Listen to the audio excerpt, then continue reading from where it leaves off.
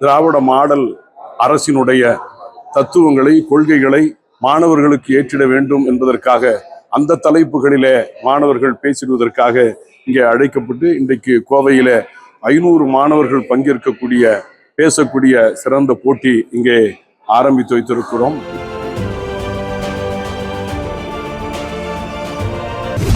தமிழ்நாடு மாநில சிறுபான்மையினர் ஆணையம் சார்பாக கோவையில் நடைபெற்ற மாவட்ட அளவிலான பேச்சுப் போட்டியில் கல்லூரி மாணவ மாணவியர்கள் ஆர்வமுடன் கலந்து கொண்டனர். மாணவர்கள் கல்வி பயிலும் போதே சமூகத்தின் வளர்ச்சி, சமூக நீதி, பண்பாடுகளை அறிந்து கொள்ளும் விதமாக தமிழ்நாடு மாநில சிறுபான்மை ஆணையம் சார்பாக கல்லூரி மாணவ மாணவிகளுக்கான பேச்சுப் போட்டிகள் தமிழகம் முழுவதும் உள்ள மாவட்டங்களில் நடைபெற்று வருகிறது.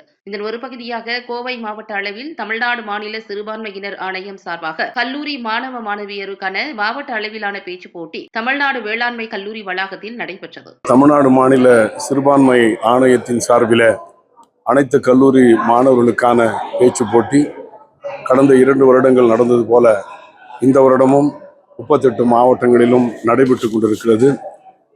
மாண்புமிகு தமிழக முதல்வர் உறங்கா புலியாக ஊரெல்லாம் சுற்றி திரிந்து உன்னத திட்டங்களை வழங்கிக் கொண்டிருக்கின்ற ஆற்றல் மிகும் தலைவர் தளபதி அவருடைய ஆணையேற்று அவருக்கு துணையாக இருந்து, முதல்வருக்கு துணையாக, துணை முதல்வராக இருந்து இரவு பகல் பாராமல் தமிழ் மக்களுக்கு உழைத்துக் கொண்டிருக்கின்ற ஆற்றல் மிகு இளம் தலைவர் துணை முதல்வர் அவருடைய ஆணையேற்று எங்களுடைய சிறுபான்மை நலத்துறையினுடைய அமைச்சர் மாண்புமிகு சாமு நாசரனுடைய ஆலோசனைப்படி இந்த போட்டிகள் நடந்து கொண்டிருக்கிறது.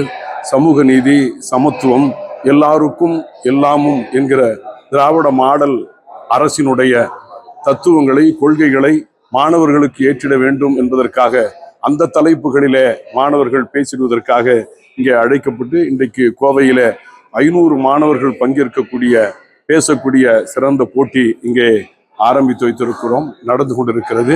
இதிலே மாவட்ட அளவிலே பரிசு பெறுவர்களுக்கு முதல் பரிசு ரூபாய் 20,000, 2ஆம் பரிசு ரூபாய் 10,000, 3ஆம் பரிசு ரூபாய் 5,000, மாநில அளவிலே வெற்றி பெறுவர்களுக்கு முதல் பரிசு ரூபாய் 1,00,000, 2ஆம் பரிசு ரூபாய் 50,000, 3ஆம் பரிசு ரூபாய் 25,000 ஏற்கனவே 2 முறை நம்முடைய முதல்வர்களின் கரங்களால் வழங்கப்பட்டது போல இந்த வருடமும் வழங்கப்பட இருக்கிறது என்பதனை அன்போடு தெரிவித்துக் கொள்கிறோம்.